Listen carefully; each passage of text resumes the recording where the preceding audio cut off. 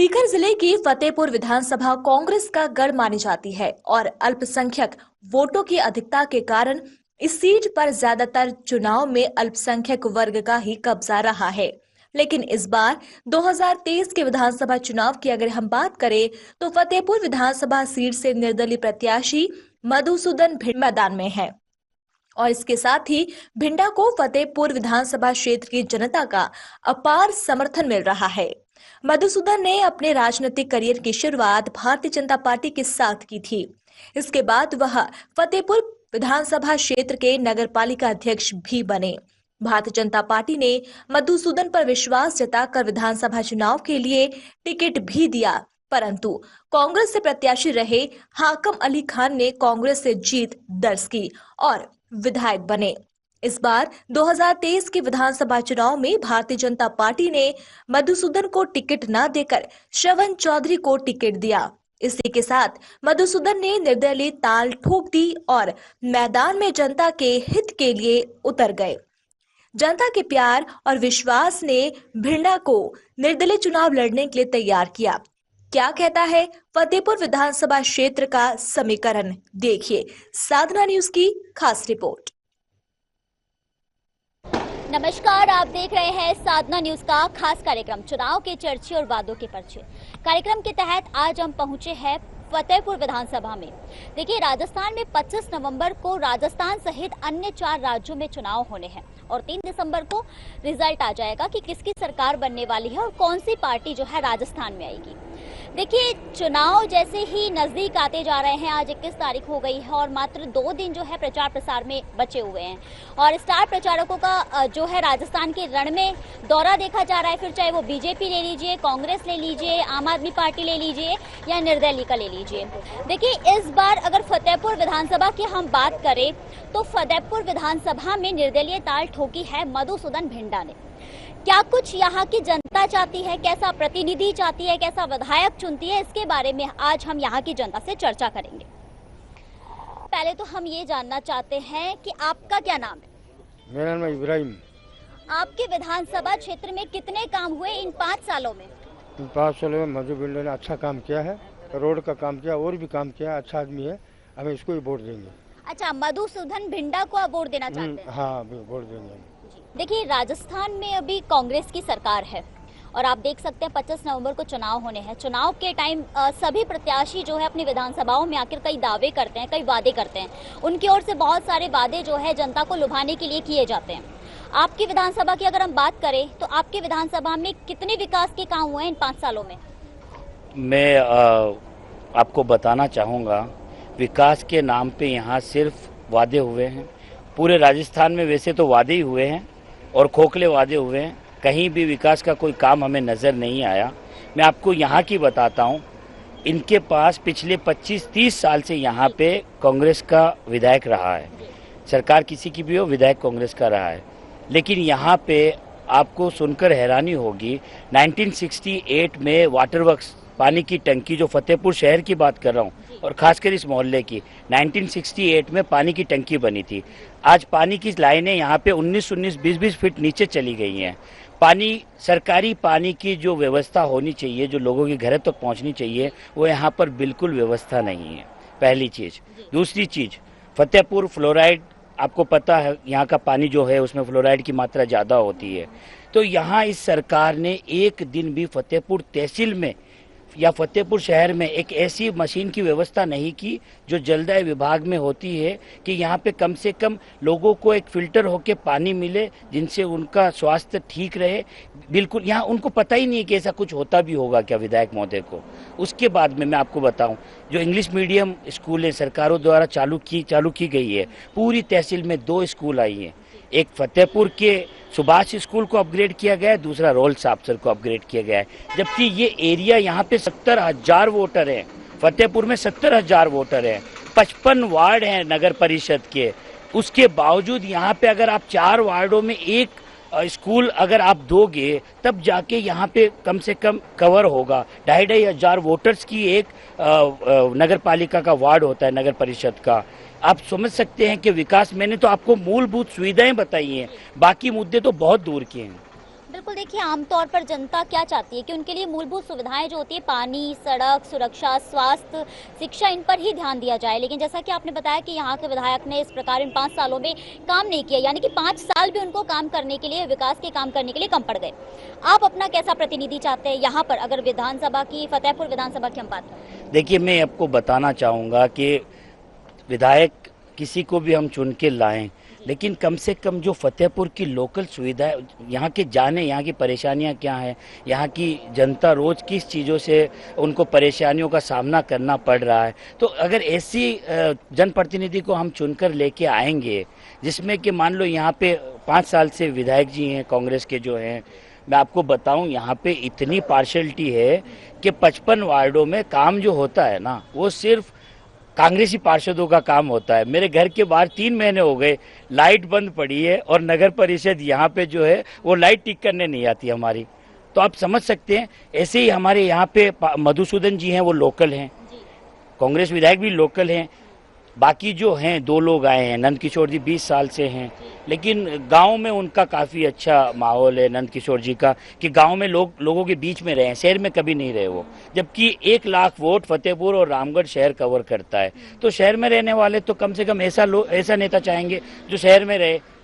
तो हमें ऐसे, मेरे हिसाब से मधुसूदन जी हैं वो शहर के हिसाब से, क्योंकि 10 साल वो यहाँ पे चेयरमैन रहे हैं, उन्होंने काफ़ी काम करवाया लोगों का। यहाँ पे सड़कों का जाल जो बिछा है फतेहपुर में, वो मधुसूदन जी की ही देन है। तो वो उनको पता है कि काफ़ी चीज़ें यहाँ पे क्या होनी चाहिए, वो उस चीज़ को समझते हैं, पार्शलिटी नहीं करते। तो यही चाहिए, और क्या चाहिए लोगों को। आप कैसा प्रतिनिधि चाहते हैं, क्योंकि युवा है, हर युवा यही चाहता है कि एक शिक्षित प्रतिनिधि आए जो हमारी सुने, हमारे वार्ड में आकर हमारी समस्याओं के बारे में जाने। आप कैसा प्रतिनिधि चाहते हैं? देखो, हम यहाँ पर जितने साल से मैं देख रहा हूँ, मेरे हिसाब से यहाँ पर मधुसूदन बिंडा जो है वो अक्सर ज़्यादा करके उन्होंने ही काम किया यहाँ पर। हमने तो अभी तक आज तक के कोई काम ऐसा देखा नहीं है जो कांग्रेस के सरकार में किया गया हुआ है। तो हमारे तो यही दिल की चाहत है कि भाई मधुसूदन बिंडा है और हम उनको ही लेके आएंगे। आप यहाँ के युवा हैं, अगर देखिए जिस प्रकार भारतीय जनता पार्टी भी बहुत सारे वादे कर रही है, दावे कर रही है कि हमारी सरकार बनती है तो हम युवाओं के लिए, आम जनता के लिए ये स्कीम निकालेंगे, इतना कुछ करके देंगे। कांग्रेस सरकार का राज रहा है यहाँ 5 सालों विधायक का, आप कैसा प्रतिनिधि चाहते हैं यहाँ? देखिए, कांग्रेस सरकार का यहाँ पर अभी कांग्रेस सरकार का ही चल रहा है। जो एमएलए साहब है कांग्रेस सरकार के, उन्होंने यहाँ पर अभी कुछ करवा रहा है और कुछ ऐसा काम भी है जो नहीं करवाया है। लेकिन जैसा काम उनको करवाना चाहिए था वैसा वो फतेहपुर के अंदर काम नहीं करवाया है। क्योंकि फतेहपुर की जनता तो यही चाहेगी कि अब हमारा काम हो, हमारे बीच आए, हमारी सुने। लेकिन विधायक साहब यहाँ आते हैं, कभी कभी आते हैं और कभी कभी नहीं आते, और सुनते भी नहीं है किसी की। कैसा व्यक्तित्व है उनका? देखिए, अब उनके बारे में क्या मतलब, अब कुछ भी हो, उनसे बात हो तभी हमारा काम होता है। नहीं ऐसे प्रशासन पर हम मतलब काम करवाने जाए तो हमारा काम डायरेक्ट नहीं होता है। विधायक साहब से बात हो तभी हमारा काम होता है। अब ऐसा हमारा यहाँ चल रहा है विधायक साहब से। लेकिन किसको वोट देंगे आप?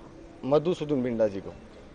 आपकी विधानसभा क्षेत्र की अगर हम बात करें फतेहपुर की, तो क्या मूलभूत सुविधाओं की कमी है यहाँ, जो अब आने वाले प्रतिनिधि से, प्रत्याशी जो है विधायक बनेंगे, उनसे आप चाहते हैं? देखो, हमारा फतेहपुर जो है शिक्षा में एक तो बहुत ज़्यादा कमज़ोर है। यहाँ पे जैसे कि कॉलेज आज बता रहे कि आपने कॉलेज बनाई है, लेकिन कॉलेज के अंदर भी अगर बनाया चालू होने में 15 साल लग जाएंगे उसको, ठीक है नहीं। और हमारे समाज की अगर बात करके चले तो हमारे 18,000 वोट समाज के हैं, तो हम 18,000 वोट के अंदर से हम वोट भी देते हैं, नोट भी देते हैं। इस परिवार को 25 साल हमने यहाँ पर काम दिया, सब कुछ दिया, लेकिन 25 साल में 25 काम हमारे समाज की नहीं किए, तो हम पब्लिक की क्या करोगे? तुम ये बात बताओ। तो एक तानाशाही बात है, विधायक है, कोई भी काम करवाना तो इनके दलाल की तरह यहाँ पे फतेहपुर में मिलते हैं आपको, उनको कहो, फिर वो उनको कहते हैं कि भाई आप काम करवा देंगे। प्रशासन में चल जाओ, सरकारी विभाग में चल जाओ, एमएलए का फ़ोन के बगैर कोई काम नहीं होता है। तो ऐसे एमएलए क्या काम का, जो जनता के बीच में आके जनता की नहीं सुनता है, उसके लिए उसके दलाल को बोलना पड़ता है।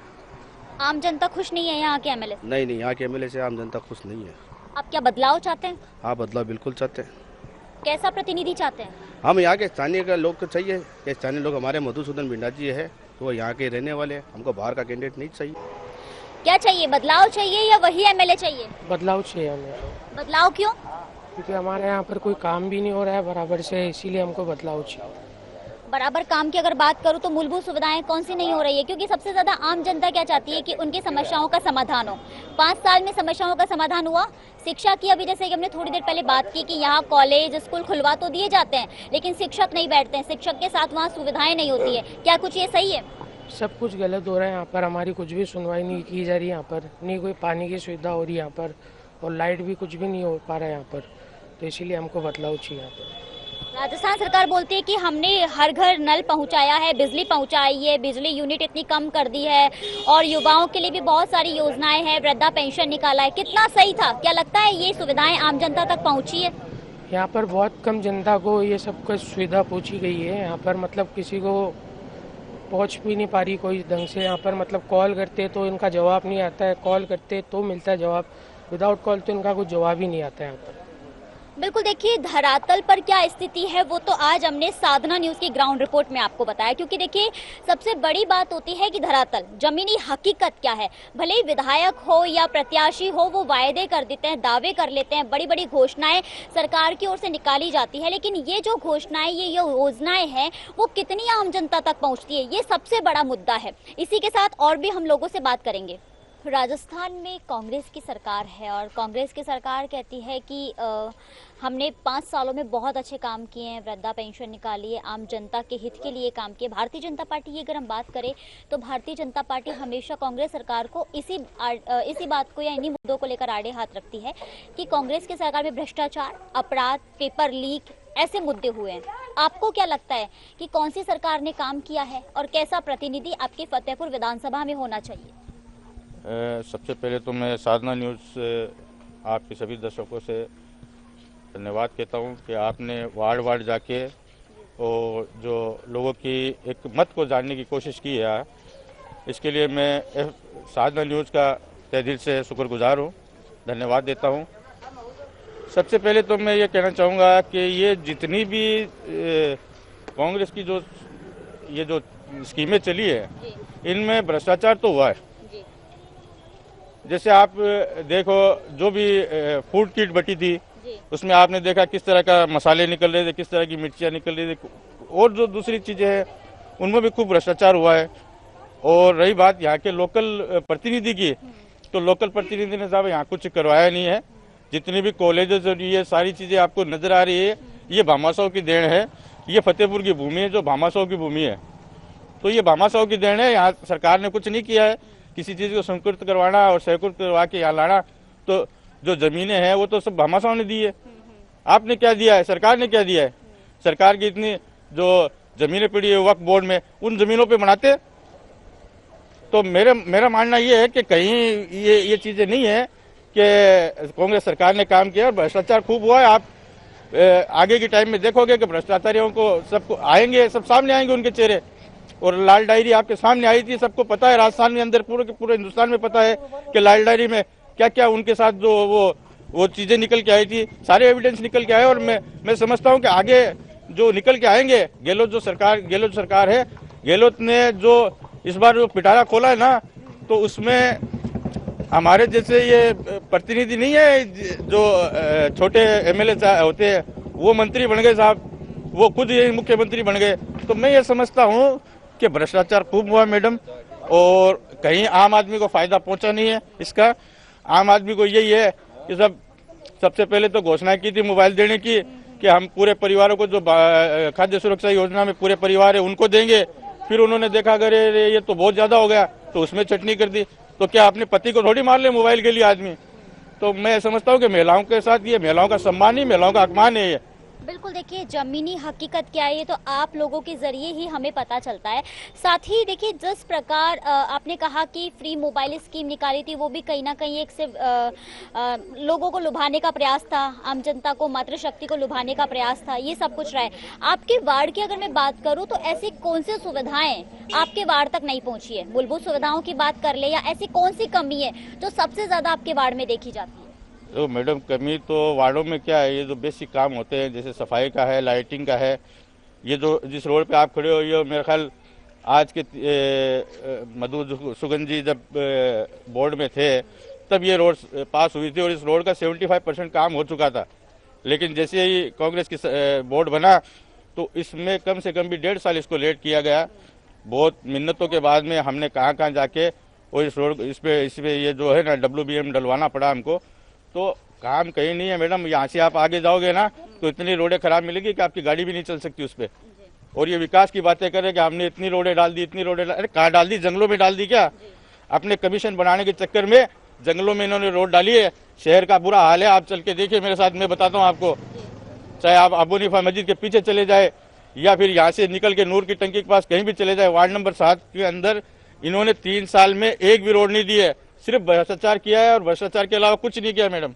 बिल्कुल, अभी आपने जिक्र किया मधुसूदन भिंडा का, जो कि आपने बताया कि वो जब नगर पालिका के अध्यक्ष थे उनके समय में यहाँ रोड बनी थी।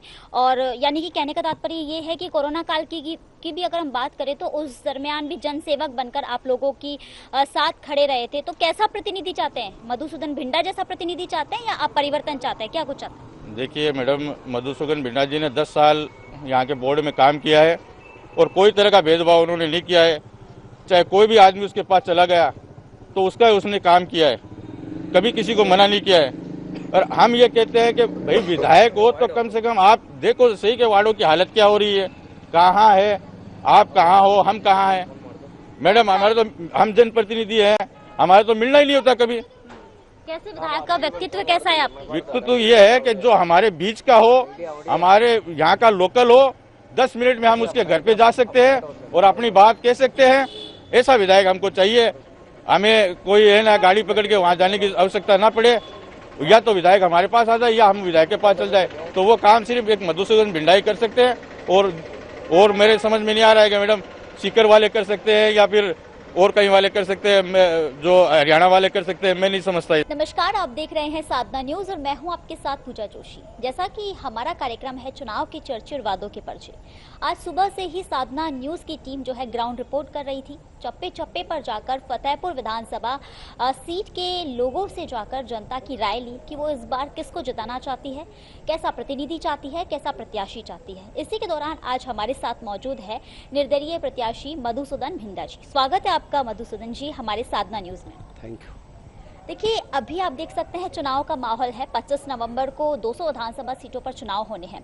ऐसे में हर प्रत्याशी अपनी विधानसभाओं में जाकर के लोगों को लुभाने का या जनता को लुभाने का प्रयास कर रहा है। ऐसे में बहुत सारी घोषणाएं, बहुत सारे वादे भी निकाले जा रहे हैं।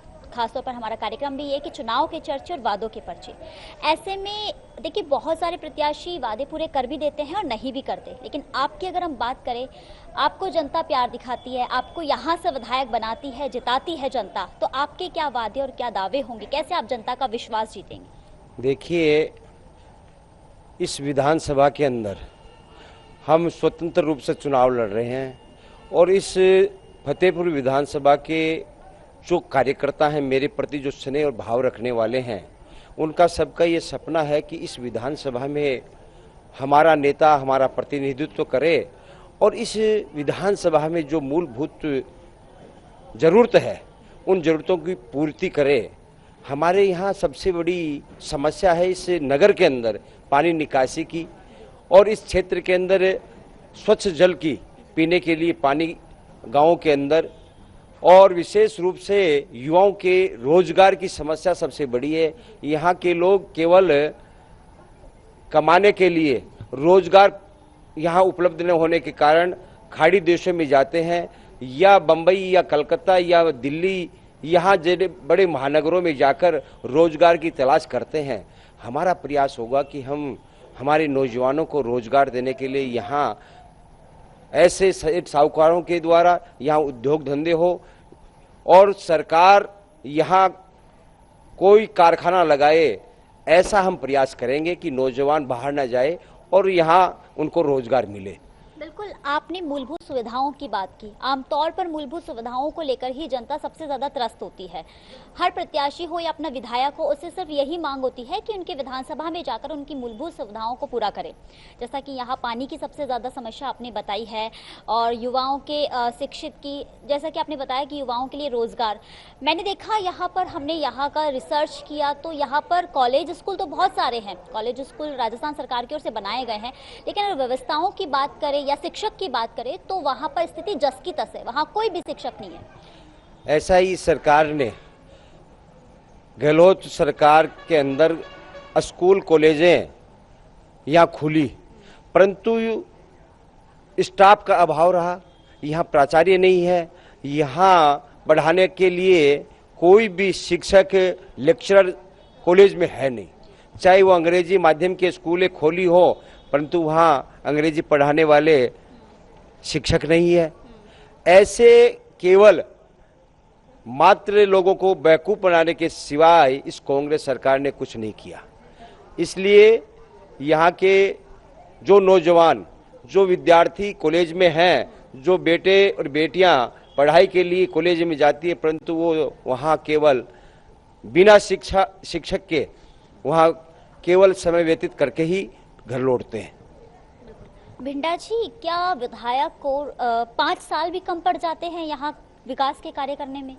देखिए, मन में संकल्प हो और काम करने की इच्छा शक्ति हो तो निश्चित रूप से जो विधायक बनता है, जन सेवक बनता है लोगों की सेवा के लिए, तो उनको प्रयास होने चाहिए कि मैं 1825 दिन जब मेरे को मिले हैं, उन 1825 दिन का मैं सदुपयोग करूं, योजना बनाकर जिस क्षेत्र का मैं प्रतिनिधित्व करता हूं, वहां की जो मूलभूत सुविधाएं हैं उनको लोगों तक पहुंचाने का काम और जो समस्या है उनका समाधान करने का काम वहां का जनप्रतिनिधि अगर मन में योजना बनाकर करता है तो 5 साल कोई कम नहीं होते हैं, वो कर सकता है। फिर भी लोग तो आगे से आगे होते ही रहते हैं, इसलिए इस समय का सदुपयोग होना चाहिए। पूरे 5 साल के अंदर सेवा भाव से अगर काम करे आदमी तो बहुत अच्छा होता है। बिल्कुल, अगर आपके राजनीतिक करियर की अगर हम बात करें तो 1990 में आपने अपने राजनीतिक करियर की शुरुआत की थी। शुरुआत में आपने भारतीय जनता पार्टी ज्वाइन की और उसके बाद में आप यहाँ के फतेहपुर विधानसभा सीट से नगर पालिका के अध्यक्ष बने। आपने यहाँ काम भी किया, जनता ने ही कहा हमें, जनता के जरिए ही हमें ये सब पता चला। और अगर कोरोना काल की भी हम बात करें तो कोरोना काल में भी आपने एक जनसेवक बनकर यहाँ काम किया। आगे भी क्या इसी तरह काम करेंगे आप? देखिए, राजनीतिक में जब प्रवेश किया है तो राजनीतिक कोई व्यापार तो होता नहीं है। राजनीतिक सेवा भाव, लोगों की हम सेवा कर सकें, लोगों के हम काम आ सकें, ऐसा मन के अंदर एक संकल्प लेकर इस हमें देखिए, मैं आपको बताना चाहूँगा कि बचपन से हम जिस परिवार में हैं, हमारे जो संस्कार हैं, उस संस्कार का यही है कि हमारे पिताजी इस क्षेत्र के विधायक रहे, 2 बार चेयरमैन रहे और उन्होंने उन लोगों की सेवा की कि उसका आज ये है कि मेरे को हर बूथ के ऊपर हमारे पुराने से पुराने 30-35 वर्ष पुराने जो लोग हैं आज भी खड़े हैं। यही वजह है कि सेवा का काम मैंने किया। तो ये कोई राजनीतिक में सेवा ही करने के लिए आए तो सेवा तो करेंगे ही, चाहे वो कोरोना काल की बात हो। लोगों में मुसीबत जब भी आएगी, समस्या लोगों के होगी, तो उनकी समस्याओं का समाधान करना, जन सेवा करना एक जनप्रतिनिधित्व का दायित्व बनता है और उसी के निमित्त हम सेवा करते हैं। जैसा कि आपने अभी संकल्प की बात कही, क्या संकल्प है आपका यहाँ की फतेहपुर विधानसभा के लोगों का या जनता के लिए? आपका क्या संकल्प है? देखिए, हम हमारे विधानसभा के समस्त आम मतदाताओं को एक परिवार की तरह मानते हैं। परिवार में सब लोगों को साथ लेकर चलना, सब लोगों के काम आना, चाहे वो काम राजनीतिक क्षेत्र का हो, चाहे वो सामाजिक क्षेत्र का हो, चाहे वो धार्मिक क्षेत्र का हो, हर समय लोगों के साथ जुड़ के रहना, उनके काम आना, यही एक संकल्प है। चाहे काम कोई भी हो, सब काम कराने के लिए हम दृढ़ संकल्प हैं। भिंडा जी, देखिए, जब प्रत्याशी बनते हैं या फिर जीत जाते हैं जनता के अपार समर्थन से या प्यार से, जब विधायक बन जाते हैं तो जो वादे और जो दावे पहले होते हैं वो बाद में नहीं देके जाते हैं। आम जनता क्या चाहती है कि उसका जो प्रतिनिधि है या फिर उसका जो विधायक है, उनकी समस्याओं को सुनने के लिए हर वीक में यानी हर सप्ताह में विधानसभा में जाकर एक बार उनसे मुलाकात करे, उनकी जो भी कमियाँ हैं, जो भी समस्याएं, उनको सुने। बाद में आपने खुद ने देखा होगा, जब चुनाव खत्म हो जाते हैं तो जो विधायक होते हैं वो गली कुचड़ियों में जाना जाना भी बंद करते, गलियों में बिल्कुल खत्म कर देते हैं जाना भी, और इतना ही नहीं मुंह दिखाना तक बंद हो जाता है उनका। लेकिन आप यहाँ की जनता के लिए कितना खड़े रहेंगे, कितना प्यार हमेशा उनके लिए बरकरार रहेगा? देखिए कि रोजाना हम लोगों की समस्या सुनते हैं, ये तो निरंतर हमारा काम चलता रहता है, परंतु अगर इस फतेहपुर की जनता हमें यहाँ विधायक बनाती है, निश्चित रूप से हम ये प्रयास करेंगे कि हर गांव, हर ढाणी में महीने में एक बार जाकर लोगों की समस्या सुनी जाए, चाहे वो पंचायत स्तर पे हो, चाहे वार्ड स्तर पे हो, सब लोगों की समस्या सुने, उनका काम करवाएं, ऐसा हमारा संकल्प है। और हम चाहते हैं कि आम जन हमसे जैसे जुड़ा हुआ है, निरंतर हमें बताता रहे, अपनी समस्या बताता रहे। अगर हमें कोई, हमारे अंदर भी कोई कमी आए तो हम आपके चैनल के माध्यम से आम जनता को बताना चाहते हैं कि आप निसंकोच होकर हमें हमारी कमी जरूर बताएं, और हम प्रयास करेंगे कि हम जनता से 365 दिन जुड़े रहें और उनकी जो भी काम है उनका ईमानदारी के साथ हम करते रहें। मातृशक्ति और युवाओं की अगर हम बात करें तो उनके लिए क्या कुछ विशेष, क्योंकि वो भी आपसे कहीं ना कहीं आस लगाए बैठे हैं? देखिए, इस क्षेत्र के अंदर युवाओं को, हमारे यहाँ खाड़ी देश में चले जाओ, सरकार की तरफ से यहाँ कोई रोजगार नहीं है, परंतु मैं चाहता हूँ कि हर गांव के अंदर ओपन जिम हो, वहाँ के युवा उस जिम के माध्यम से और नियमित रूप से व्यायाम करें, सेना में जाएं, पुलिस में जाएं, और हर गांव का नौजवान खुशहाल हो और बलशाली बने, ऐसा हम प्रयास करेंगे कि यहाँ की माताएं, बहनें और मेरी बालिकाएं शिक्षा के अंदर आगे बढ़े, उनको बढ़ाने के लिए हम प्रयास करते रहेंगे। बहुत बहुत धन्यवाद भिंडा जी आप।